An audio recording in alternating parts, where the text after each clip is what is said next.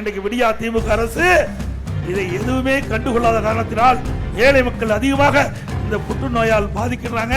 இந்த புற்றுநோயிலிருந்து நம்ம ஏழை மக்களை பாதுகாக்க வேண்டும் என்ற அடிப்படையில் அதிமுக ஆட்சி இருக்கின்ற பொழுது இன்றைக்கு சென்னை ஓமந்துரா மருத்துவமனை, ராயப்பேட்டை மருத்துவமனை, தூத்துக்குடி அரசு பொது மருத்துவமனை, சேலம் மதுரை மருத்துவமனையில் சுமார் 22 கோடி ஒவ்வொரு மருத்துவமனையிலும் நான் குறிப்பிட்ட ஒவ்வொரு இடத்திலும் 22 கோடி ரூபாய் மதிப்பில் லீனா ஆக்சிலேட்டர் புற்றுநோய் கண்டறிய சிகிச்சை அளிக்கக்கூடிய அந்த கருவியை நிறுவி ஏழைகளுக்கு அற்புதமா வைத்திய சிகிச்சை கொடுத்த அரசாங்கம் அதிமுக அரசாங்கம். இங்க கூட நம்முடைய கோவையில கூட 200 கோடியில இன்றைக்கு இந்த அரசு பொது மருத்துவமனை விரிவாக்கம் செஞ்சிருக்கிறோம். 200 கோடியில அனைத்து இந்திய அண்ணா திராவிட முன்னேற்ற கழக அரசு இருக்கின்ற பொழுது இங்கே விரிவாக்க வேண்டும் என்று கேட்டார்கள்.